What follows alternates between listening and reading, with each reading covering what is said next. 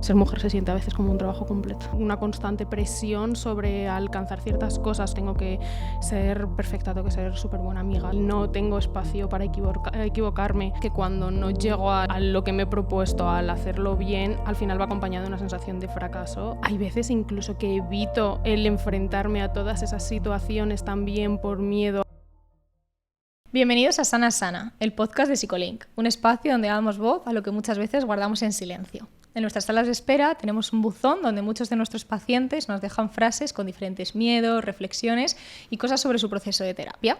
Y nosotras nos encargamos de buscar a la persona ideal que nos pueda acompañar un poco en ese proceso y pueda dar voz a esta frase de estos pacientes. Entonces hoy tenemos a Virginia, que es psicóloga del gabinete. Bienvenida. Muchísimas gracias. Y Gracias por tenerme aquí. Muchas gracias a ti por venir. Y si te parece, cogemos la frase que nos va a acompañar en el episodio y que hablar un poco de lo que hoy vamos a hablar. ¿Vale? Perfecto, vamos. Genial. Pues mira, si quieres, la puedes leer tú. Vale. Ser mujer a veces se siente como un trabajo a tiempo completo. Vale. ¿Qué te parece esta frase? Es intensa y es una realidad Totalmente. tremenda también, que al final como mujeres algo a lo que estamos expuestas constantemente, ¿no? Es verdad que ser mujer se siente a veces como un trabajo completo, a tiempo completo, totalmente. Que eso al final es una realidad, o sea, ¿no? Eres mujer siempre, pero que carga como esa etiqueta o lo que tú eres, ¿no? Que el hecho de lo que tú eres que sea una carga constante. Totalmente, al final implica una constante presión sobre alcanzar ciertas cosas, sobre lo que ser mujer lleva encima, es que es agotador, o sea, en muchísimas ocasiones tengo que ser perfecta, tengo que ser súper buena amiga, tengo que ser súper buena profesional, no tengo espacio para equivocarme. Sí, que no hay espacio para el error y... Totalmente, y es muy, muy cansado. ¿Y por qué crees, Virginia, que nos cuesta un poco el permitirnos no llegar a todo, el tener que siempre estar pues a tope y haciendo todo y haciéndolo todo bien, sobre todo? Bueno, también es verdad que cuando no llego a lo que me he propuesto, al hacerlo bien, al final va acompañado de una sensación de fracaso tremenda, ¿no? Esta sensación de fracaso que lleva acompañado muchísimo malestar, lleva acompañado muchísima culpa, en ocasiones incluso un montón de vergüenza. Entonces, si me pongo una autoexigencia tremenda y no voy a llegar a eso y encima va a ir acompañado de todas estas emociones que son súper desagradables, ¿cómo me voy a permitir el no llegar a todo? Voy a intentar darle el 100% para conseguirlo. Al final lo de la culpa, la vergüenza es algo que como que nos acompaña mucho y es que es doble malestar, porque al final estás como con la presión de hacerlo y con la presión de no hacerlo mal, ¿no? Que totalmente. Doble presión en ese sentido. Sí, totalmente, o sea, es una presión tremenda y que luego encima va acompañado de conductas de, si me pongo una exigencia o unos estándares tremendos, que hay muchísimas posibilidades luego de que no llegue a alcanzarlos.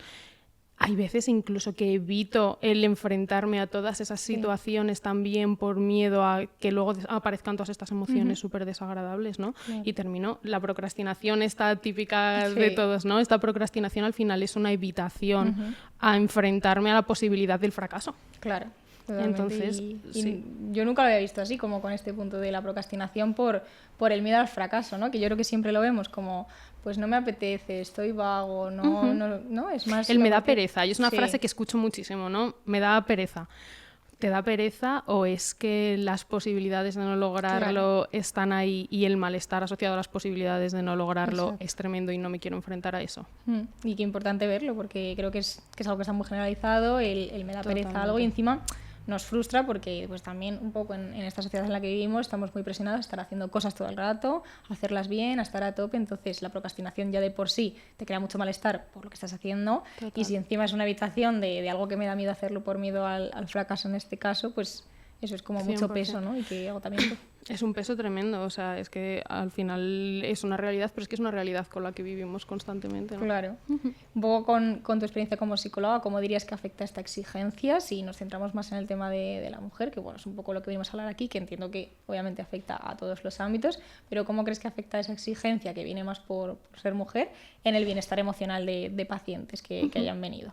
Bueno, me da la sensación de que aparece mucho es que no soy suficiente, ¿no? Aparece muchísimo el no soy suficiente, no he cumplido con las expectativas que tengo de mí. Encima, como mujer, también es verdad que a veces da la sensación de que no hubiera espacio para todas, ¿no? Crea una competencia a veces incluso entre mujeres, como en estas esferas que están incluso colapsadas a veces por hombres, y hay hueco para determinadas mujeres, ¿no?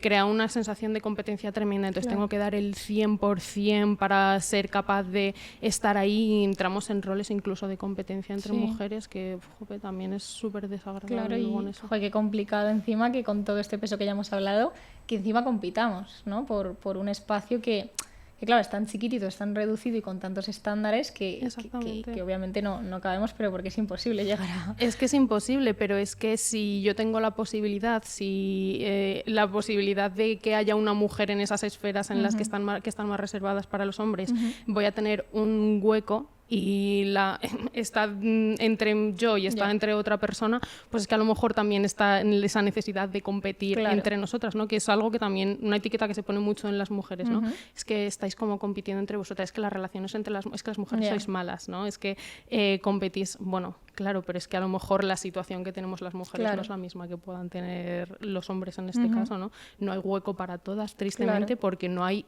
igualdad de oportunidades.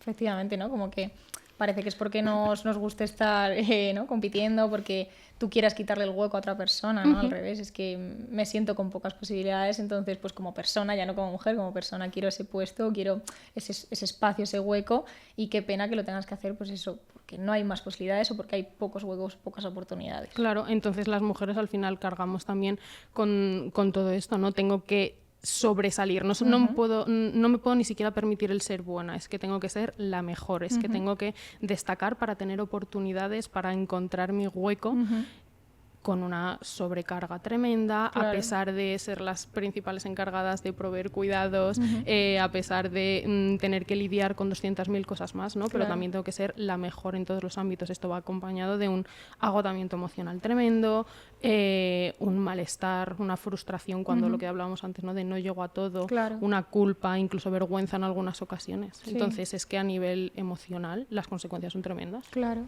Y también, joder, qué pena que esta competencia también como que se critica mucho, ¿no? Pero luego a lo mejor otras personas o hombres en este caso, la competencia se ve como algo positivo, ves algo que te impulsa, que lleva al éxito, y en la mujer es como, joder, es demasiado fría, ¿no? Es demasiado dura cuando estás compitiendo por algo que quieres en el ámbito profesional, por ejemplo. Entonces como que no denota feminidad el hecho de competir por algo profesional, ¿no? Lo de las jefas, ¿no? Como jefa no puede ser fría porque es que... Vaya jefa, es que me ha tocado una jefa insoportable. Pero luego si eres sonriente se aprovechan de ti, o sí, ¿no? Hay una frase, es una tontería, ¿no? Pero hay una frase que dijo Nicki Minaj hace un montón de tiempo, ¿no? Que decía, cuando un hombre es asertivo, él es un jefe, ¿no? Cuando yo soy asertiva, soy una zorra. Y no hay ninguna connotación negativa en ser un jefe, pero sí que la hay en ser una zorra. Es que es una realidad tremenda, ¿no? Que parece una tontería que lo dijo Nicki Minaj, ¿no? Pero creo que ilustra un montón también este caso en concreto. Y seguro que lo comentó más sobre todo pues, por el ámbito de la música, el ámbito del famoseo, ¿no? Digamos que es verdad que al final se te exige de otra manera, ¿no? Y cuando haces las mismas cosas que un hombre en este sentido, pues de esta manera se te ve negativo y por otro lado para él o para esa persona es positivo. Pero es que es algo que está presente en todos los ámbitos. Ella obviamente en la situación que tiene, hablando de famosos y tal, pero que es una situación que podríamos vivir nosotros como terapeutas o como psicólogos, que es algo que puede vivir alguien como jefa de una empresa, ¿no? Como psicóloga a lo mejor... pues también el ser a lo mejor más fría o ser más reservado es algo que se ve con una connotación completamente diferente de la que se puede ver también incluso en un hombre, ¿no? Tienes que ser a lo mejor más complaciente a la hora de poner un límite, que a los consultantes también hay que ponerles límites en muchas ocasiones, también lo tienes que hacer desde esta amabilidad, esta complacencia, esta sonrisa, ¿no? Joder, que también es una presión el tener que estar siempre cumpliendo con... Tengo que ser adecuada y tengo que ser perfecta y no puedo decir una palabra fuera de tono porque las consecuencias que eso va a tener y la forma en la que se me va a percibir va a ser súper desagradable. Sí, además, fíjate qué connotación tiene que yo un poco que a lo mejor suelo hacer más estas entrevistas, de elegir al profesional y saber un poco qué cosas buscan los pacientes en los profesionales. Entonces yo estoy como muy expuesta a eso todo el rato y muchas veces pues un hombre quizás porque es más profesional o un hombre quizás porque me va a decir las cosas más claras, ¿no? Vaya. Y es como, joder, qué pena, ¿no? Yo cuando me dicen es como... pues qué pena que si un hombre te va a decir las cosas con mayor amabilidad o con más tacto no lo vas a tomar como profesional, y qué pena si una mujer te dice las cosas más directos, porque lo que dices a veces hay que decir las cosas directas en terapia, lo vayas a tomar como una persona fría, una persona como que no es suficientemente empática, ¿no? Incluso como un ataque, ¿no? En algunas ocasiones, cuando únicamente a lo mejor te estoy marcando un límite que es necesario poner, y que probablemente a un hombre a lo mejor no se le ve o no se le percibe de esa manera en la que se le puede percibir a mí o se le puede percibir a ti. Claro. Y como llevas un poco en terapia, lo que acabas de hablar ahora, como que tu valía depende mucho de cómo actúes tú como mujer, ¿no? Que creo lo que dices, que en terapia a veces también creo que como profesionales, ¿no? Tenemos la suerte que dentro de nuestro ámbito pues hay muchísimas mujeres. Totalmente. Entonces no... Pero con todo y con eso, como teniendo en cuenta este privilegio, ¿cómo llevas eso? Tengo que ser como muy cercana, muy empática, pero a la vez poner límites. ¿Cómo llevas también los prejuicios de los pacientes en ese sentido, en cuanto cuál tu actitud debería ser? Es que no es fácil, o sea, creo que al principio de la vida profesional es como muy fácil caer en estos sesgos de género también, incluso tú mismo, aunque los tengas identificados, aunque los conozcas, y caer en esto de, ay, no, es que tengo que ser súper sonriente, es que si me están faltando al respeto, incluso en alguna ocasión, algún consultante, no puedo ponerle un límite y tengo que permitir todas estas cosas, y es algo que creo que desde el principio cuesta mucho, ¿no? Sí. Desde este punto de que acabo de empezar o este tipo de cosas. Creo que cuando ya vas cogiendo un poco la dinámica, empiezas a respetar más tu posición como profesional, empiezas a tener más claros también cuál es tu lugar y cuál es el lugar de la otra persona, y a ser más capaz de poner estos límites, ¿no? Pero que al final la mirada esta del sesgo y del rol de género es algo que está súper presente y que a veces te limita o que te hace replantearte las cosas a la hora de hablar, ¿no? Claro. Dices, ostras, bueno, esto es algo que me puedo permitir hacer, que no puedo permitirme hacer, de qué manera lo voy a hacer y qué consecuencias va a tener eso también en mi vinculación con esta persona. Claro, al final ese es el tema que nos toca más de cerca, el tema del vínculo, que no es como en otros trabajos, que cómo le caigas al paciente o cómo te caiga el paciente, el vínculo que tengáis no importa, como puede ser en una gestión de algún papeleo en otra empresa, ¿no? Como en este caso, que en la terapia es algo muy importante. Y, joder, vincular con un paciente desde que este sesgo le notas, estos prejuicios los notas, pues tiene que ser muy complicado. Totalmente. Es bastante complicado, y es que de los sesgos y de los roles de género no nos liberamos nunca, ¿no? Es algo que está siempre ahí presente.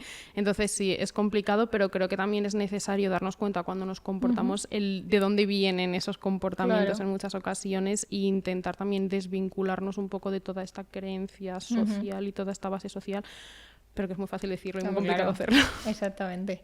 Y notas que, un poco centrándonos más en los pacientes, notas que hay pacientes, en este caso chicas o chicos, es que al final esto afecta a todos, ¿no? Pero que notes que vienen con una autoexigencia, como una frustración o con un malestar muy vinculado a esta presión social en cuanto al rol de la mujer. Que tú veas que dices, joder, qué pena que alguien venga por esto, ¿no? Por la presión que le está ejerciendo este rol que tiene que cumplir. Totalmente. O sea, sobre todo cuando me ha pasado de bastantes personas que vienen a consulta, mujeres jóvenes, en posiciones relativamente altas, también dentro de a lo mejor sus empresas, con lo que llamamos ahora el síndrome del impostor, ¿no? Con esta carga de, ostras, vale, es que no sé si valgo para este puesto, es que me da la sensación de que no soy suficiente, soy la única mujer también dentro de los puestos de responsabilidad de la empresa, y a veces siento que me toca hacer las tareas administrativas, que todas estas cosas recaen en mí, ¿no? Que a pesar de que mi puesto es igual que los demás, si hay alguna tarea administrativa que tengo que resolver, a lo mejor esa tarea administrativa recae en mí. Joder. Sí. Qué pena. Que nos dice esto, ¿no? Y luego una autoexigencia tremenda que nos lleva a comportamientos de comprobaciones constantes, ¿no? De lo estaré haciendo suficientemente bien, esta necesidad de pedir feedback constante en muchísimos trabajos a los responsables, ¿no? Necesito saber cómo lo estoy haciendo porque yo no soy capaz de validarme de manera interna. Me da la sensación de que con la autoexigencia que yo tengo no estoy llegando a cumplir los estándares que me he puesto, entonces necesito que alguien me lo confirme de manera externa. Sobrecompensaciones constantes, ¿no? De voy a formarme en 200.000 cosas, ¿no? Como tengo sensación de que no soy lo suficiente o que no valgo lo suficiente, me formo en 200.000 cosas, aunque a lo mejor ni siquiera me vayan a ser útiles para el trabajo que estoy desempeñando. Aún así, pero para justificar es que estoy donde estoy. Exactamente. ¿No? Sí, no vale con el trabajo que haces ni el por qué que te han contratado, sino que sí, como que tienes que todo el rato dar de más. Totalmente. Para lo que dices de... Pues para destacar un poco, porque al final si no, no se te ve. Pero es que se ve muchísimo en consulta. Yeah. Es que entiendo que desde tu posición de paciente en muchas ocasiones lo ves como desde tu individualidad de, es que Sí, esto yo, que me ¿no? pasa a mí, pero es que es algo súper común, es que es algo a lo que estamos expuestas como psicólogos demasiado a menudo, es un poco triste. Y algo que no se habla, porque no sé yo si eso se trata tanto en pues, la formación que nosotros tenemos, a no ser que tengas una formación específica en género, creo que no es algo que... No es un síndrome que estudiemos, ¿no? Pero sí que es algo que, es que a lo mejor en todas las pacientes mujeres, o en casi todas, en muchas de ellas, hay que tenerlo en cuenta. O sea, es un sesgo que hay que tener en cuenta. Al igual que si estás con otro tipo de pacientes, es un sesgo que hay que tener en cuenta. Pues esto que es algo como tan normal, ¿no? ¿Cuál es tu género? Pues, es que igual hay que tenerlo en cuenta, igual actúas de una manera o piensas de una manera por eso. 100%. Las variables de género tienen una importancia también tremenda dentro de lo que es el entorno de la terapia. Al final están afectando al contexto en el que nos movemos, en el contexto en el que socializamos, y son cosas que hay que tener en cuenta, tanto en el trabajo como en las relaciones románticas, otro tipo de relaciones sociales, familiares. En los sesgos de género, el peso del género está ahí presente constantemente. Sí.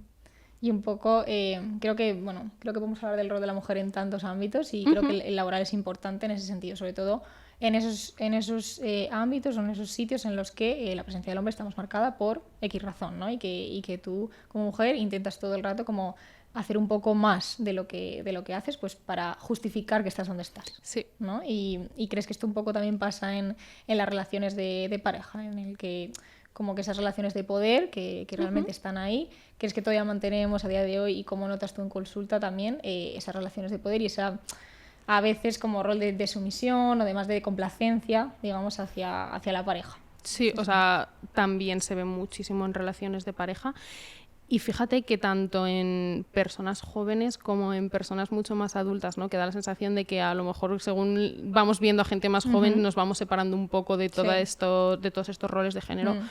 Y para nada, la realidad es que es algo que sigue súper presente, ¿no? El abandono de la identidad propia casi por el coger la identidad de la otra persona, ¿no? Abandono mis hobbies, abandono un poco mis gustos, mi entorno familiar o mi entorno social por adaptarme a la otra persona y me meto en esta complacencia constante y en esta adopción de un rol, lo que decías antes, ¿no? Incluso de sumisión en las relaciones de pareja. Otra vez encajar en el molde, ¿no? Al final es un molde muy, muy, muy pequeño en el que hay unas características y si encajas te queremos y si no, no. Entonces, claro, pues obviamente todo el mundo quiere encajar ahí. Totalmente, pero es que esto me mete en unas relaciones de dependencia que es algo que hay que tener en cuenta. Si yo me abandono por completo a mí misma por tratar de encajar en el molde de lo que se supone que es una buena pareja, pierdo mis hobbies por estar con mi pareja o por adoptar los hobbies de mi pareja, empiezo a unirme al grupo social de mi pareja y empiezo a abandonar un poco más el mío, ¿cómo no voy a entrar en una relación de dependencia? Y luego, ¿qué implica eso? ¿Cómo salgo de ahí? Si me he perdido a mí. Y no tienes tampoco tus redes de apoyo, que es lo que suele pasar mucho, que al final, lo que dices, como yo creo que es ese punto en el que empiezas a perder quién tú eres en beneficio de la otra persona, que a lo mejor no es hacer lo mismo que la otra persona, pero sí esas cosas que al otro le agradan, ¿no? O que le cuadran más y que encajan en el molde que se te está poniendo. Y que muchas veces es algo que sobre lo que no piensas, bueno, ¿no? Claro, que no obviamente sí, simplemente pues es lo que se supone que debería hacer. Y entonces entras en la dinámica de qué es lo que se supone que debería hacer y es que terminas perdiéndote a ti por completo. Sí, que además lo que dices es que entras sin darte cuenta y es algo a lo que estamos como súper acostumbradas y te va pasando en un ámbito, te va pasando en otro y claro, pues porque habrá gente que sí que, no es que se dé cuenta, pero que sí que tenga esos síntomas, pues eso, pues estoy muy frustrada, no termino de ser yo misma, me he perdido y ahora que a lo mejor viene a terapia y te terminas encontrando, pero a lo mejor no, a lo mejor estás toda la vida así y es algo que como lo das por hecho, pues no lo cambias. Pero y que en muchas ocasiones cuando te das cuenta de esto es cuando has pasado por una ruptura y entonces es en el momento en el que dices no tengo red social, no tengo hobbies, ¿quién soy sin esta persona? Es que eso es muy duro también, ¿no? El tener que pasar por una situación tan dura como es una ruptura de pareja para darte cuenta de que a lo mejor has puesto todo el peso de tu identidad en la otra persona y ya no tienes a nadie. Claro. Y así tratar de recuperar todo eso muy complicado. es muy complicado. Y es verdad que creo que es algo que pasa muy, muy normalmente. O sea, es algo que está muy presente a menudo. Y sí, se da por hecho y luego es verdad que, bueno, pues vas recuperando poco a poco, pero sí que a lo mejor en el momento de la ruptura, pues a lo mejor, por lo menos ya está hecha la ruptura, pero más miedo da ese momento en el que a lo mejor sí que quieres salir de esa relación y no puedes porque ya no eres nadie sin esa persona y realmente es que no es que lo pienses, es que a lo mejor no lo eres porque has dejado tanto de lado otras cosas que normal que te dé miedo salir de ahí, porque es que es tu único círculo, es como tu única casa. Totalmente, es tu única red, que lo único que te está sosteniendo a ti también es que claro. dejas de ser tú individual y eres tú en pareja. Sí. Joder, es que eso es muy complicado. ¿Cómo vas a salir de esa relación? ¿No? Lo que decía de las relaciones de dependencia. Sí. ¿Cómo sales? Y el miedo que da sobre todo que no es una característica de una chica que estemos hablando en concreto, que ha pasado por diferentes, que se habla mucho, ¿no? Como ha tenido diferentes situaciones en su vida, busca personas así, entra en relaciones así, ¿no? Es que estamos hablando de algo que a lo mejor le puede pasar en mayor o menor medida a cualquier mujer por este rol social que tenemos, ¿no? Totalmente. Ya no porque hayas pasado diferentes cosas que te han llevado a ello. Y esto luego también una cosa que favorece mucho es saltar de relación en relación.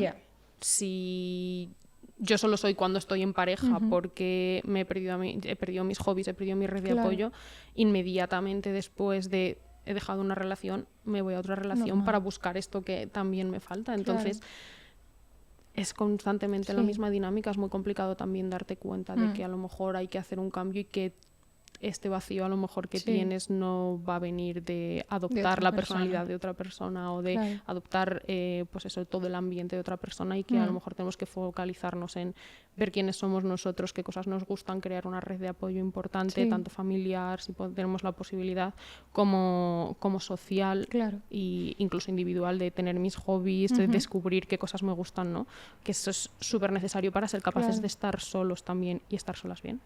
Al final yo creo que es cuando toca la identidad, ¿no? Y creo que esto lo he repetido ya en varios episodios, en cualquier tema que hemos hablado de, pues eso, estrés laboral, pues cuando toca tu identidad, cuando tú eres tu trabajo, pues todo lo que pase ahí te va a afectar en mayor medida. Si tú eres tu pareja o tú como novia, en el momento que haya un fallo en eso o ese pilar se caiga o haya un conflicto, es que se te está cayendo todo. Entonces, pues yo no querría tener ese conflicto, ¿no? Si al final esta persona y esta relación y yo como pareja es mi identidad, yo no quiero que eso se rompa ni que se tambale. Es que la relación pasa a ser una necesidad. Sí.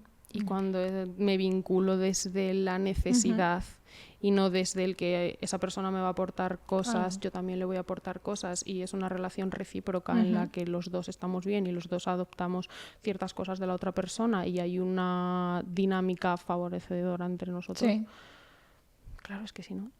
Ese sería, ¿no?, como el punto entre cuidarte y perderte, ¿no? El seguir teniendo como tu propia identidad y que una relación no sea por necesidad, sino porque te aporta, tú aportas y al final es, pues, compañero de vida, ¿no? Totalmente, cuidar al otro sabiéndote cuidarte a ti misma. Sí, no olvidarte de lo tuyo, y yo creo que también, de lo que aportas al otro, ¿no? Porque yo creo que si tú también te das cuenta de todo lo que estás aportando a esta persona, también habla mucho de ti, de lo que tú eres como persona, de todo lo que puedes aportar, y que la relación no es solo lo que a ti te dan, y si te dejan de dar, no es que se haya acabado la relación, ¿no? Pero que lo que tú das en una relación es tuyo, y eso te lo puedes tener tanto en esa relación como en otra. Como en otra. Sí. Y no pasa nada. Sí, totalmente. O sea, es que es verdad que es muy complicado encontrar el punto medio en el que soy capaz de cuidarme, soy capaz de tener pues mi vida aparte de mi pareja, y mi pareja no es mi vida. Exacto.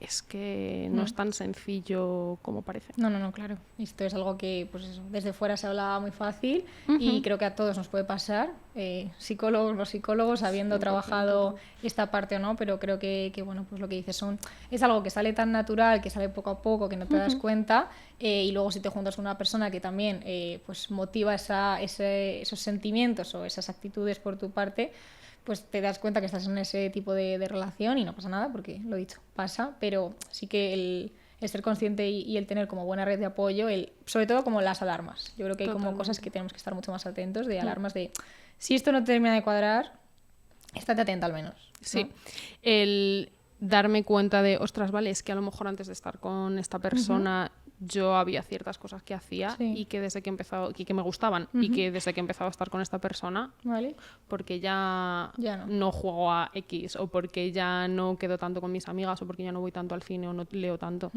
o he dejado abandonadas por el 100% esas actividades, y eran algo que a mí me generaba bienestar y era algo que a mí me aportaba cosas, pues es que a lo mejor es una señal de alarma de, es que a lo mejor te estás dejando. Claro. Y estás adoptando o fusionándote con la otra persona como si fuerais solamente una identidad, ¿no? Y no dos personas con sus propias vidas, con sus propios gustos que deciden compartir ciertas cosas. Claro, lo que dices, ¿no? El darte cuenta de cuándo estoy dejando de hacer cosas, sobre todo que antes te gustaban, porque o sea, no es lo mismo tú entras en pareja y yo qué sé, pues en pareja empezáis a tener ritmos de vida como más saludables, por ejemplo, pues genial, ¿no? Pero si dejas de hacer cosas que antes te gustaban, el por qué, ¿no? O puede ser que estés cambiando de gustos, pero tan de repente, tan ligado a esta relación, pues es para lo que dices, un poco alarma, ¿no? O sea, yo creo que es una señal de alarma lo que dices de vamos a revisar si es que lo estoy haciendo porque realmente pues he cambiado de gustos o porque realmente pues a lo mejor hacía esto de manera automática y era algo que ni siquiera disfrutaba tanto, o si lo he dejado porque ahora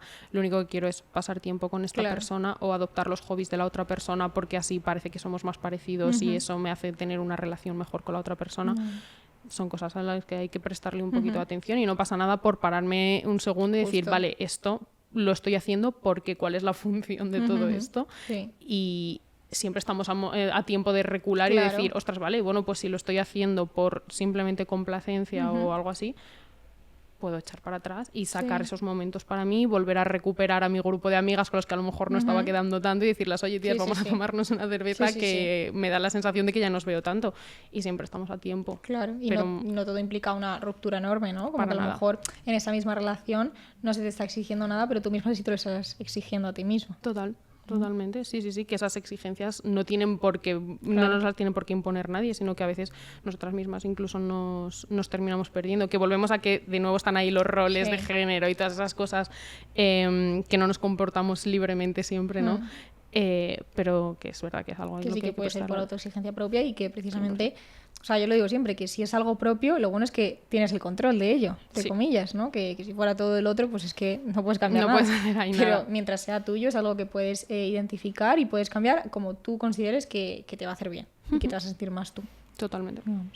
Y si te viene a la mente como alguna frase de algún paciente sobre un poco pues el amor o la concepción de cómo tienes que ser en pareja, que te hayas dicho, wow, ¿no? ¿Cómo lo ve de esta manera? O por otro lado, como una frase que digas, joder, qué bien que lo ve de esta manera, ¿no? Qué saludable, ¿no? Sí, justo. Pues no lo sé, pero me viene a la cabeza una situación de entrar en una dinámica de pareja o en una relación sin realmente querer entrar por una presión externa de es que tengo que tener esta relación. Como una frase como tal a lo mejor no, pero sí que pensando en relaciones me viene como esta situación en la que pues te ves obligada a entrar en una relación en la que no estás 100% segura de que quieras estar porque la presión externa, tanto de tu círculo social como a lo mejor del círculo social de la otra persona, tienen tantísima influencia que es que si digo que no, ¿qué pasa? Vale. Joder, pues creo que es un tema que no se habla mucho, ¿no? La presión por entrar. Se habla mucho de la presión por no salir, pero de la presión por entrar en una relación cuando a lo mejor no te sientes del todo preparada para dar el paso. Totalmente. ¿Sabes? Estas situaciones en las que se ve ahora mucho como por redes sociales de propuestas de matrimonio en público y todas estas cosas, ¿no? Que en muchas ocasiones te ves incluso forzada a aceptar esa situación por lo que pueda ocurrir en el caso de que dices que no, qué consecuencias puede tener eso para mí, lo que se me puede criticar, lo que...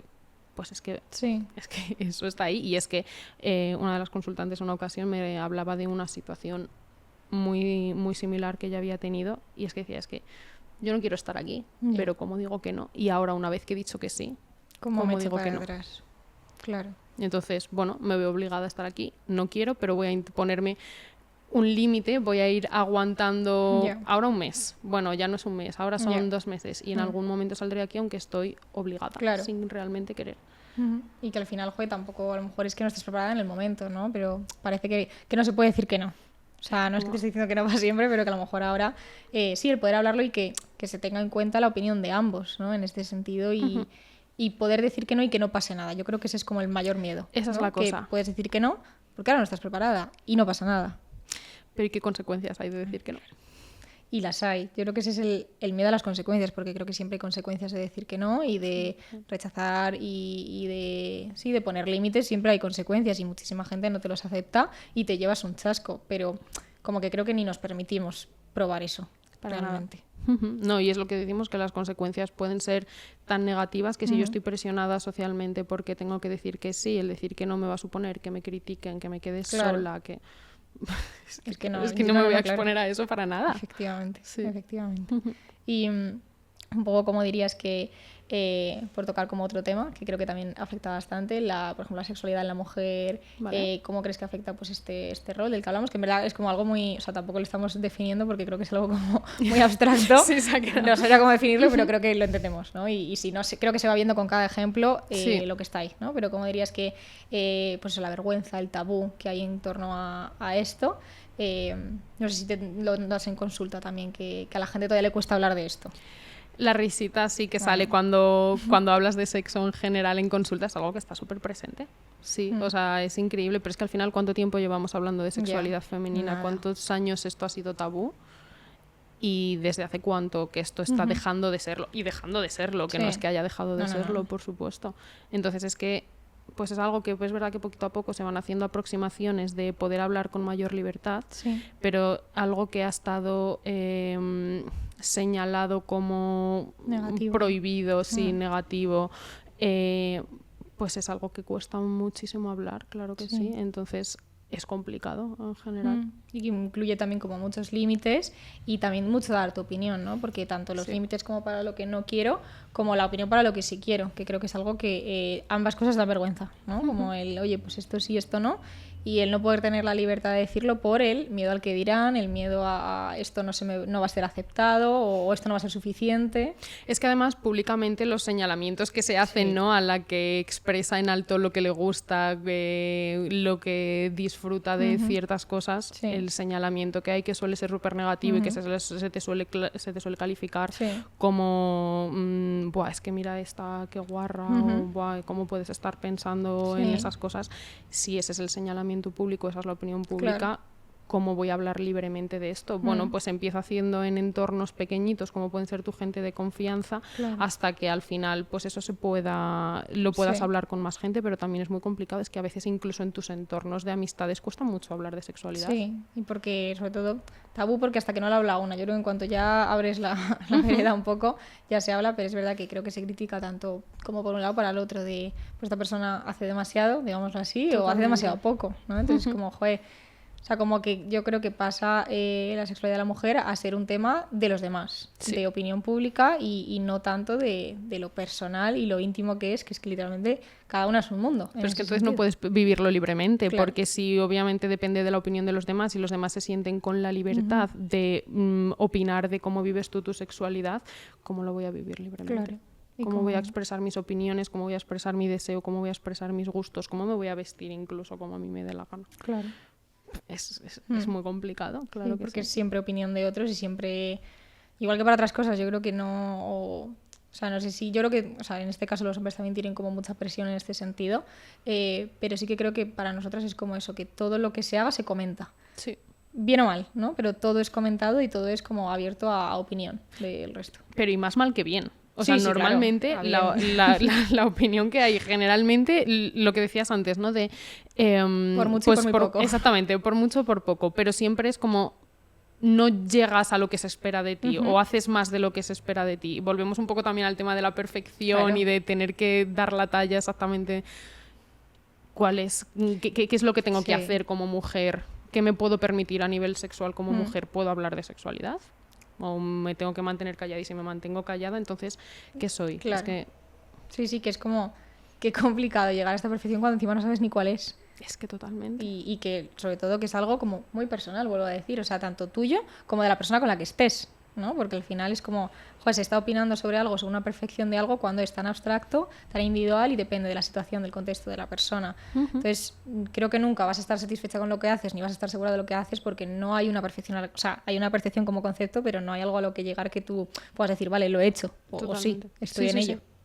No, es que con la sexualidad es verdad que pasa muchísimo esto y es que sigue siendo un tabú y tristemente es que va a seguir siendo un tabú. Sí. porque es que estamos señaladísimas. Claro. Y, por ejemplo, como llamas a la parte, que creo que esto pesa en todo momento, como el rol de cuidador, como en la familia, ¿no? Tanto... Ya Es un seas, tema. Es un tema grande, es un tema grande. Ya seas hermana, ya seas hija, ya seas, yo qué sé, nieta, ¿no? Como ese rol de cuidador, ese rol de mantenerte en compostura, de ser la niña buena, que creo que en general, sí, puede ser que luego no lo seas, pero como que de primera ya se exige. Sí, totalmente. O sea, es que si hacemos también un repaso históricamente, el hombre ha sido el que ha provisto económicamente y la mujer ha sido la que tenía que proveer de cuidados. Entonces, eso es algo que, por mucho que no sea tan estricto ahora mismo, es algo que aprendemos, es algo que vemos en los modelos de madres, de cuidadoras, de abuelas en general que tenemos ahora, a los que estamos expuestas constantemente. Entonces, es una carga con la que también llevamos nosotras. No tengo que ser buena hija, tengo que ser la que cuida, paso de ser la que cuida a mis hermanos, a la que cuida a mi novio, a la que cuida a mi madre. No, te toca ya. Padres. Exactamente. Sí, sí. Jope, es que esto también tiene unas consecuencias emocionales tremendas. Es que si no soy la que cuida, ¿qué soy? Sí, sí, sí. Y que, hijo, que luego puede que no lo hagas, porque creo que lo bueno que ahora podemos elegir hacerlo, ¿no? Y seguramente luego en muchos ámbitos no se te vaya a criticar por no hacerlo, pero que te lo planteas. O sea, que creo que es algo que a todas se nos pasa por la cabeza de, oye, ¿quién va a cuidar? O oye, ¿debería yo hacerlo? O sea, como que ya es algo como que ya va de base. Que luego lo hagas o no, va aparte. Pero como que ya... es un cargo inconsciente que tiene ese base. Me ha pasado mucho también en consulta de ver situaciones de mujeres que en su familia son las únicas hermanas, ¿no? De pues, varios hermanos, que se asume que no eres tú la que te vas a encargar. No es una conversación que se tenga de manera abierta, sino que se asume ya que vas a ser tú la que cuando sea necesario cuidar de mamá que tiene demencia, la que te vas a encargar. Y claro, di tú que no a eso. Exactamente. O sea, di tú que no a eso. O plántate y di, no, es que nos vamos a repartir, o a lo mejor la mejor decisión es que vaya a una residencia. Sí, si pero... yo como mujer tengo que cuidar, ¿qué implica el llevarla a una residencia? Que una de mis responsabilidades la he dejado fuera. Totalmente, totalmente. Es que yo creo que eso es lo que se siente, ¿no? Porque si a ti tú ya vas con eso en la cabeza, que tienes claro que eso, pues... O por lo menos tú te lo planteas, no sé si va a tocar a ti o no, pero te lo planteas. Luego te cargan con ello y encima tienes que ser tú la persona responsable de buscar una alternativa o de cargar con el peso de como yo no me he encargado, elegimos esto. No. Totalmente, sí. Pero es que ya no solo con padres, la cantidad de madres con hijos que son únicas cuidadoras realmente, o por lo menos emocionalmente, cuando se supone o cuando te dicen, no, si yo la carga la tengo repartida al 50%, o yo el trabajo con los niños lo tengo repartido al 50%.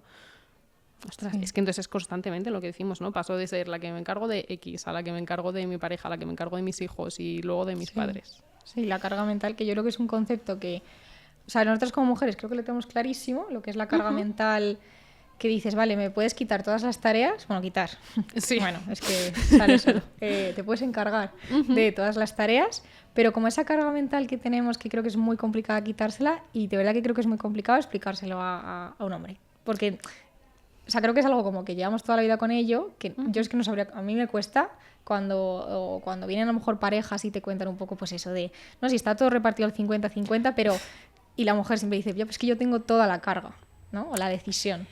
Sí, y carga de cosas de las que a lo mejor ni siquiera se dan cuenta que tienen, ¿no? Porque en varias situaciones me ha pasado de, no, si es que lo tenemos repartido 50%, pues X semana voy a buscar a los niños al cole, la semana siguiente va él, o este tipo de cosas, pero luego ella te dice, o les preguntas, ¿y quién están los grupos de WhatsApp del cole? Bueno, sí. ¿Y quién se encarga de comprar los regalos de cumpleaños? ¿Y quién se acuerda de si tiene una revisión médica o no tiene una revisión médica? Y casualmente, yo por lo menos en los casos que he tenido, el 90% de las veces son las mujeres. Sí, como esa carga del el llevar todo al día, ¿no? Que luego puede ser que sea como, vale, hoy toca médico y va el otro. Pero como, joder, que estás pendiente de todo el rato y sobre todo que que lo haces y que tienes como la carga de hacerlo, ¿no? Como que yo creo que es muy complicado de explicar porque como viene directamente contigo, o sea, te sales solo, no sabes cómo explicar la carga que está siendo, porque parece que lo haces natural y que no te cuesta nada. Sí, y porque a lo mejor en el caso de va al médico, ¿no? Vale, pues le acompaña o va el padre al médico, pero es que a lo mejor la que me tengo que acordar de que tiene un médico claro, y te lo tiene que decir al padre soy yo, entonces eso es una carga repartida a partes iguales. Pues la verdad es que no, es que supone un esfuerzo constante, claro. O sea, es agotador porque tengo que estar acordándome, es que me ha pasado en muchas ocasiones de ver en consulta casos así, de tengo muchísima ansiedad, estoy súper estresada, me da la sensación de que no llego a todo, ¿no? Pero no sé por qué. Y entonces vas al tema de la familia, te planteas el tema de la repartición de carga y de trabajos y de tareas del hogar y es como, no, si limpiamos la casa, cada uno hace una parte, vale, pero ¿quién hace el planning? Exactamente, pero eres tú la que le tienes que decir a tu pareja, oye, que es la hora de ponernos a pasar a limpiar el polvo. Sí, como que las tareas pueden estar repartidas en cuanto a la acción, pero no a la planificación, al acordarse, a la gestión de... Porque creo que es como tener en cuenta tantos factores, ¿no? Es como yo sé todos los planes familiares de mi familia, de cada uno de los familiares, sé los planes de los hijos, sé los planes del trabajo de cada uno, puedo hacer un planning de todo. Pero claro, es que estás pendiente a todo en todo momento. Y es que es... Total, pero es que eso no es una repartición equitativa, perdón. Sí, pero me parece como muy complicado tanto el explicarlo, porque lo he dicho, creo que es como algo tan natural que tan tenemos dentro que es como muy complicado explicar. Sí, y es muy complicado explicarlo y repartirlo. O sea, como que las tareas sean 100%, la que te toca a ti y no tener yo la carga de preocuparme por algo de ello. Sí, o sea, creo que llevarlo a la práctica es muy, muy, muy difícil. Sí. Pero porque también es verdad que, por ejemplo, se me viene a la cabeza con el tema de los grupos de los WhatsApps de los niños, ¿no? Es que la mayor parte en estas situaciones son las madres las que están metidas en el grupo de los WhatsApp, de WhatsApp, entonces también es como muy complicado el cederle, ¿entiendes? Concederle esta responsabilidad también a mi pareja, pues es que ¿qué van a pensar las demás? Es que vamos a la presión también social de soy su madre, ¿cómo no voy a estar yo metida en el grupo de WhatsApp? ¿Cómo va a estar él? ¿Qué van a hablar? ¿Me voy a perder cosas o van a estar hablando de mí o criticando? Y luego que al final creo que todos sin querer también hacemos comentarios que marcan un poco esta diferencia. Vienen los hijos con el padre y su madre. No, pues su madre está con su padre. Totalmente, es que no pasa nada. Pero que creo que todos es verdad que nos dan estos comentarios porque es como lo típico y lo primero que se tiene a la mente o viene a recoger el alcohol y seguro que es como ay y la ¿sabes? Puede ser todo lo feminista que quieras, que ninguna nos libramos de estos comentarios. Es que es que es algo que está súper presente, si es que no te puedes deshacer de una idea grabada a fuego en la sociedad así de fácil. Entonces sí, nos salen a todas, o sea, te salen a ti, me salen a mí constantemente, entonces pues sí, pero...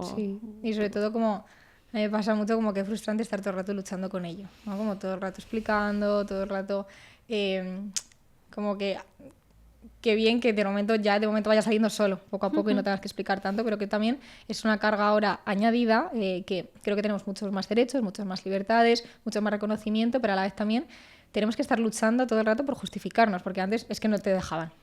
Pero ahora que te dejan es como que también encima me tengo que justificar. A mí es un peso que realmente a mí me pesa mucho. Como ahora puedo justificarme y puedo quejarme, tengo que estar todo el rato justificándome, ¿sabes? Es como, o tengo que ser la voz de X en un grupo de chicos con los que estoy hablando, tengo que ser la voz que defienda, pues es que a lo mejor hoy no me apetece, hoy me he levantado y me cuesta todo mucho y es que no me apetece y no pasa absolutamente nada. Y a veces simplemente hay que aceptarlo, que no podemos llegar a todo. Sí, que si va a ser una carga más, pues mira, pues no me la voy a echar, la verdad. Y que no pasa nada por mirar por nosotras y que no es mi trabajo educar a los demás sobre ciertos aspectos sociales. O sea, pues a veces podré, a veces me apetecerá y a veces simplemente diré, esta es una lucha que no me toca. Exactamente. Hoy no me apetece. No me apetece. Y no pasa absolutamente nada. Tal cual. De nuevo esta perfección, ¿no? De tengo que ser la feminista perfecta. Pues ya está, Pues no no. pasa nada. Sí, es que es eso. Por eso digo, es como complicado de explicar y a la vez no hace falta explicarlo todo el rato, ni estar justificando todo el rato, sobre todo si te va a crear tanto estrés y tanta frustración como te ha creado el sufrir ese rechazo, ¿no? Ese machismo. Entonces, pues mira, si no te apetece, pues no te apetece y no te hace menos. Y ya está, y no pasa absolutamente nada. Y un poco ligando, ¿no? Ya hemos hablado como sexualidad, familia, la parte de la maternidad, ¿no? Porque ser mujer parece que es ser madre también. Es que ser mujer ha sido ser madre, es que Sí, es verdad. Sí, como has visto eso un poco en consulta, ahora que al final también se está eligiendo porque es una elección, tanto serlo como no serlo, ser madre, ¿cómo ves un poco cómo me enfrento a la sociedad cuando no quiero ser madre? O sea, cómo me enfrento a ser mujer cuando no quiero ser madre.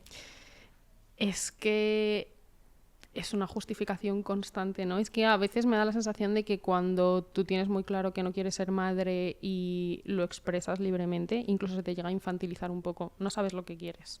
O eso es que no has encontrado a la persona correcta. O ya cambiarás de opinión cuando tu entorno empieza a tener hijos. Sí. Jope, ¿hasta qué punto se está invalidando algo que a lo mejor tengo perfectamente claro? Claro. Sí, que nadie te pregunta cuando tienes hijos ¿te lo has pensado bien? Que a lo mejor era algo que había que preguntar más. Sí. Desde luego. Sí, entonces, pues sí, es que desde fuera es como que ni se aceptara, ¿no? Es como te miran raro. ¿No quieres ser madre? Sí. Es que segura. Fíjate esas preguntas de ¿te lo has pensado bien? Y no has encontrado la persona perfecta, ¿vale? Pues yo si dijera, quiero tener hijos, me gustaría que me preguntaran, ¿te lo has pensado bien? ¿Y crees que lo estás teniendo con la persona correcta?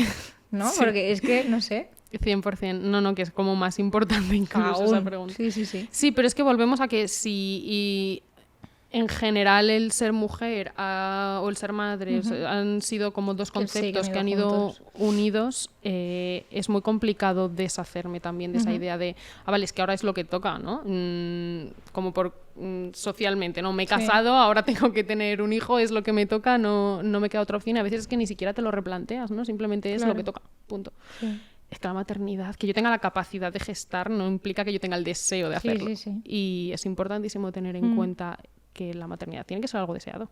Claro, totalmente. Y por incluir un poco a todas también, creo que otro punto de frustración que se habla hasta incluso menos, porque creo que ahora ya está más aceptado no quiero ser madre, pero y esas mujeres que sí que quieren ser madres no pueden y encima tienen que estar justificando o escuchando todo el rato comentarios acerca de esto. O sea, como doble duelo.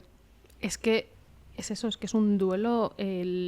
Tengo la voluntad de ser madre, lo he intentado y no puedo por la razón que sea, o pues no sé, por problemas de infertilidad, por cualquier otra cosa. Es que eso vive como un duelo, es que yo tengo unas expectativas de lo que quiero que sea mi vida y esa vida se ha quedado en una idea y no voy a poder alcanzar eso que yo me había propuesto. Y eso se vive como un duelo y es durísimo. Y si encima me tengo que estar enfrentando a estos comentarios de ¿cómo que no puedes tener hijos? Joder, es durísimo. Sí, a esa pregunta, ¿no? Siempre de ahora creo que está como mucho más visualizado en redes de pues las influencers, ¿no? Que están o buscando hijos o no buscando, ¿no? Ser madres y siempre se les pregunta y claro, a lo mejor a esa persona que le estás preguntando de oye, ¿no vas a ser madre? Oye, ya a esa edad, pues igual esa persona o no quiere o lo está intentando y encima no puede, ¿no? Entonces como, ¿por qué va de la mano esos comentarios? Pues como siempre que se habla cuando van a la alfombra roja y demás y a lo mejor se le pregunta de dónde es el vestido y no por la película que va a hacer. Totalmente. Sí, 100%. Es que lo de la maternidad es algo súper complicado, la verdad. A mí me parece que tienes que estar justificándote constantemente por la decisión que tomes, independientemente de cuál sea, ¿no? Ahora, por ejemplo, que sí que me da la sensación de que está más en boca de todos la parte de congelar óvulos. También es algo que se cuestiona. Pero ¿quieres tener hijos? Pero los vas a tener así. ¿Estás segura de que in vitro es buena idea? Es como que cualquier decisión que yo tome respecto a cómo si me planteo la maternidad y cómo me la planteo, hay hueco para las críticas o hay espacio para las críticas y en muchas ocasiones vienen incluso del entorno más cercano. Es que también eso hace que la situación sea todavía más complicada. Claro. Es que al final yo creo que es lo que hemos hablado en todo el capítulo, la justificación. Como que todo el rato hay que estar justificando, todo el rato, y además justificando algo tan básico, ¿no? Pues lo que dices, tanto el hecho de ser madre o no, el cuidar o no, o sea, como creo que son como cosas tan básicas y cuando hablamos de roles creo que son cosas tan básicas y tan implantadas que estar todo el rato justificándote ahora que podemos decir que no, es como O sea, qué complicado todo el rato. Sí. Realmente. A mí me parece súper cansado. O sea, para mí es como... Es la agotador. palabra es cansada. Sí, totalmente, es agotador. Sí, y es como... Pues una nueva presión, o sea, lo dicho, que menos mal, ¿no? Que estamos en esta época y que... O sea, prefiero justificarme a no poder hacerlo, ¿eh? También te digo. O sea, si tengo que elegir. Pero que... Yo también, pero aún así, que sí ¿por que qué parece, tengo que hacerlo? Claro, que sí que parece que ahora que eso ya lo tenemos, que ya no se sufre más. Y a lo mejor parece un sufrimiento menor al que había antes, y lo entiendo, ¿eh? Porque pues creo que no se puede comparar, pero igual que no se puede comparar nada con antes. Pero que creo que es un sufrimiento al final y sigue siendo algo que está presente y es como menos notable, pero creo que sigue siendo un motivo de malestar en la mujer el hecho de justificar estos derechos que ya tenemos. Total, y es que ser madre debería ser una decisión individual, no una decisión que yo tome porque socialmente es lo que debe ser. Sí, sí. Y es que en muchas ocasiones gana la presión social laboral, es que es lo que toca, ¿no? Lo que decía antes, es que es la hora. Sí, y es que no hay nada peor Ni siquiera me planteo si quiero. Sí, y yo creo que eso, que no hay nada peor que tener hijos en esa situación. O sea, que al final pues es que algo que no es... Algo que tiene que ser, que debería ser deseado, ¿no? O algo que, pues, joder, porque es una elección y qué suerte que lo desees y que la vivas y que la disfrutes y tienes sus cosas malas. Pero también qué suerte que puedas elegir no hacerlo y también disfrutes esa vida y que se te permita tener esa vida sin tener que estar justificándote esa decisión todo el rato. Y que no es ni mejor ni peor, simplemente es una vida diferente y ya está. Sí, sí. Y al final es eso, yo creo que... o sea, para mí es eso, como el cansancio todo el rato de justificarlo y que, bueno, pues todo el mundo nos justificamos y todo el mundo nos encontramos en esas situaciones, pero en este caso creo que ya solo por el hecho de ser mujer hay como mucho más en ese sentido. Me ha pasado también de ver mucho en consulta bueno, es que mi entorno también, o mis amigas están todas teniendo hijos, entonces si yo no tengo hijos pierdo de qué hablo con ellas, pierdo realmente a lo que es mi entorno, entonces el tener hijos también en ocasiones incluso como un medio para acercarme a mi entorno. Sí. Mucho. Y eso creo que hay muchísima frustración ahora en eso. En todo mi entorno se está casando, todo mi entorno está teniendo hijos. O sea, yo ese discurso lo he escuchado este mes muchísimas veces. Y es normal, o sea, es que quiero decirte, cuando tú al final estás acostumbrado a ir con tu círculo de amistades a la par, ¿no? Que ya pasa cuando pasas de la universidad a trabajar, que cada uno tiene sus... Pero totalmente, bueno, sí, como que eso más o menos lo puedes ir colocando, porque es como al mismo... más o menos lo mismo, ¿no? Pero este momento creo que es como súper importante porque es como mis amigos empiezan a tener otro tipo de vida, yo tengo otro y ya no conecto con ellos. Claro. ¿No? Ya no puedo... Voy al traspiés, no pierdo este ritmo. Claro. Y se hablan de otro tipo de cosas y las dinámicas son diferentes porque a lo mejor quedo con ellos y se traen al niño y es que de lo que hablamos es del niño y de la boda y de no sé qué. Sí. Y yo creo que eso pasa mucho. También me da mucha pena cuando las conversaciones entre chicas pasan a ser de eso, ¿no? Totalmente. O si no hablas del niño es de cómo hacer las lavadoras. No sé. Es que total. Y creo que no es porque realmente solo tengas que hablar de eso, o sea, porque no tengas nada más que hablar con tus amigas. No lo creo, porque joder, si has hablado de tantas cosas antes, las seguirás teniendo de las que hablar, pero yo creo que también hay un poco de culpa de si eres madre, ¿cómo no vas a hablar de tu hijo todo el rato? ¿No? Pues sí, puede ser. Y que hace poco hablaba en consulta con una paciente, me decía, es que tengo la sensación de que como mis amigas se están casando o van a empezar a tener hijos y todo esto, como me quedan 2 años para pasar tiempo con mis amigas o me queda absolutamente nada de tiempo para irme de vacaciones con ellas. Ostras, que es que, claro, es que es muy duro, pero es que a lo mejor... Pues es que si la gente empieza a priorizar su familia, a lo mejor es algo a lo que me enfrento y es una mierda, pero es que en muchas ocasiones eso pasa. Y qué pena que también lo veamos así, o sea, que el hecho de que ser madre y formar una familia no lo veas como algo positivo, que sea como, joder, voy a perder a mis amigas, ¿no? Pues es que también, joder, seguro que esas amigas tienen un montón de culpa por voy a ser madre y voy a aprovechar el tiempo, pues no, claro, se pueden hacer las dos cosas, ¿no? Y de lo que hablábamos también durante con esta persona era, bueno, es que a lo mejor si tus amigas deciden ser madres, hay otra persona o si es con una pareja, porque no vas a poderte ir de vacaciones y que la otra persona se quede al cuidado del niño, ¿no? Que volvemos en el caso de relaciones heterosexuales, ¿no? ¿Por qué la otra persona no puede ser cuidadora principal también? ¿Y por qué tengo que ser yo como mujer la que me encargue principalmente de estos cuidados a mi hijo? Pues es que a lo mejor puedo continuar yéndome de vacaciones con mis amigas y esto no tiene por qué pasar si asumiéramos una repartición de tareas igual.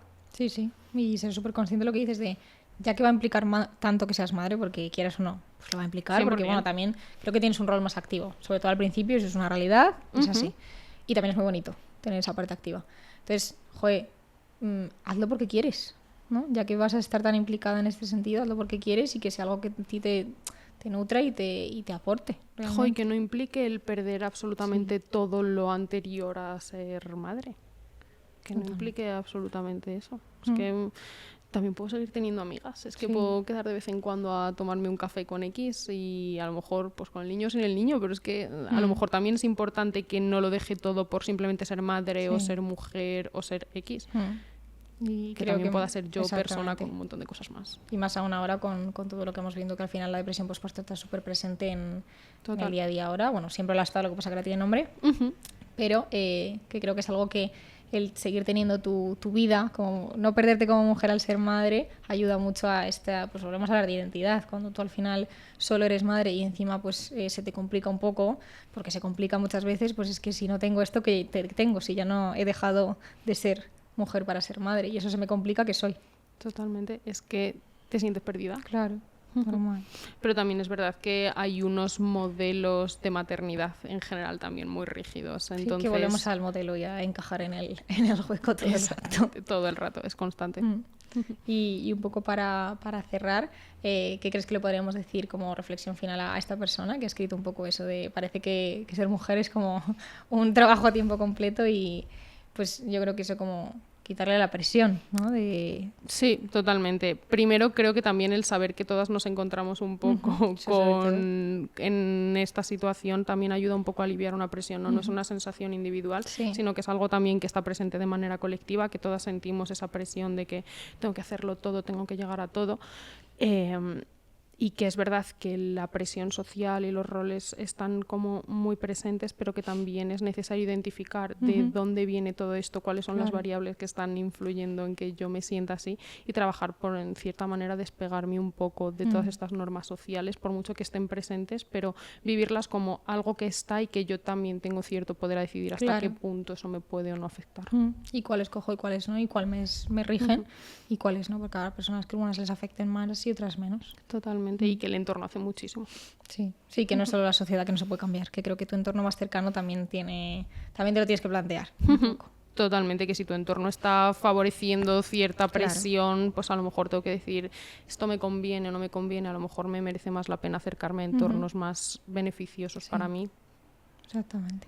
Pues nada, muchísimas gracias, muchísimas gracias Virginia, por venir y por hablar de este tema que creo que es importante y lo que dices creo que ya solo escuchar que no es algo individual y es algo de todas te ayuda, porque bueno, aunque seamos dos no representamos a todas las mujeres, pero creo que algo podemos decir y ya somos tres, ¿no? Al menos. Sí, exactamente, y que bueno, que siempre habrá alguien que pueda escucharlo, que pueda sentirse también representada o identificada y decir, ostras, vale, y esto que yo pensé que era solamente mío resulta que está mucho más presente y a veces eso es incluso un alivio. Sí, pues con que se sienta más aliviada y con menos presión. Ya está, habremos cumplido. Habremos cumplido. Genial, pues nada, esperamos verte en otro episodio. Genial. Gracias por venir. Muchas gracias. Nada, pues nos vemos en otro episodio. Gracias por escucharnos y por estar aquí.